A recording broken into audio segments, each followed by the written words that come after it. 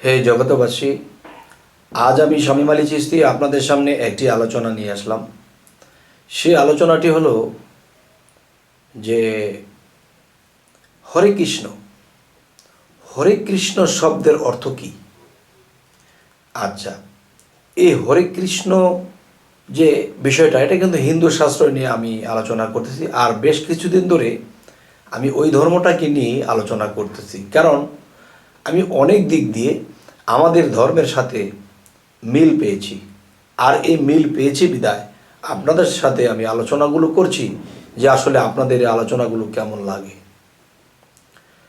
তবে যে হরে কৃষ্ণ শব্দের অর্থ কী, যেমন সত্যতে ছিল হরি, ত্রেতাতে রাম ধনুকধারী,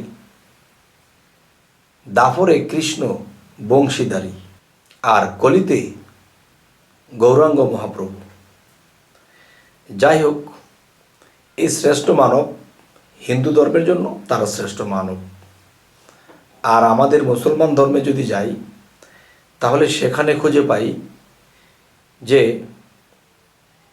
হজরত মুহাম্মদ সাল্লাল্লাহু আলাইহি সাল্লাম এবং হজরত ঈসা আলাইহিস সালাম, হজরত মুসা আলাইহিস সালাম, হজরত দাউদ আলাইহিস সালাম, চার যোগে চারজন শ্রেষ্ঠ মানব নবী হয়ে প্রেরণ হয়ে পৃথিবীতে এসেছেন, আল্লাহ পাঠিয়েছেন।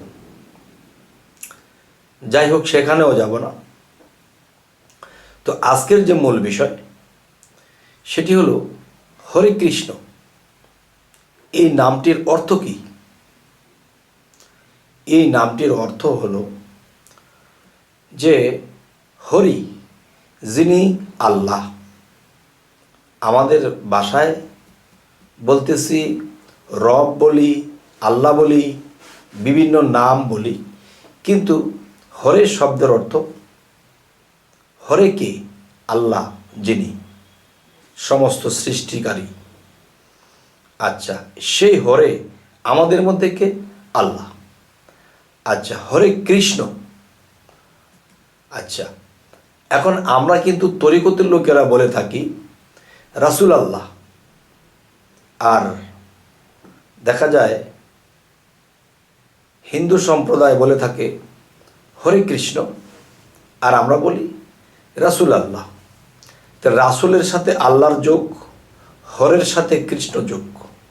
তো এখন বিষয় হলো, কৃষ্ণ লিখতে এখানে র মিশ্রিত আছে, রাসূল লিখতে এখানে র মিশ্রিত আছে।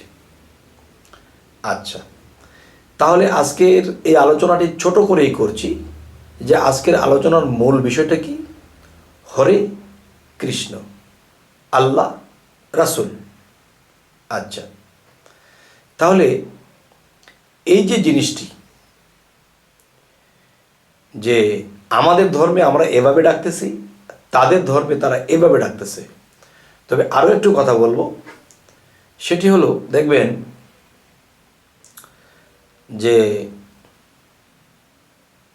একটা বিষয় হলো, একটা বাচ্চা যখন জন্ম নেয়, তখন কিন্তু সেই বাচ্চাটা যখন 5 বছর, 6 বছর বা 7 বছর বয়স হয়, তখন কিন্তু সে খুব দৌড়াদৌড়ি করে, এরে ডিল মারে, এরে চাক্কা মারে, গুলালি মারে।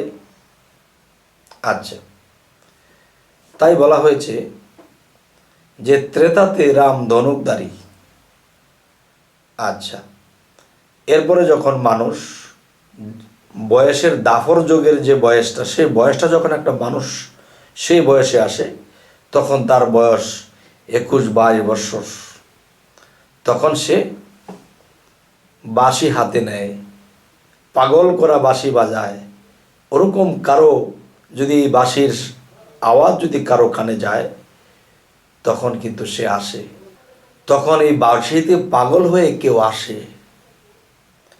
তাহলে এই বংশীধারী কখন হলেন? দাফর যুগে। আর একটা মানুষের দাফর বুঝবো কীভাবে? এই মানুষটা দাফরে আছে, সেই মানুষটার 21, 22, 23 বছর বয়স চলে, তখনই তার দাফর কাল চলে।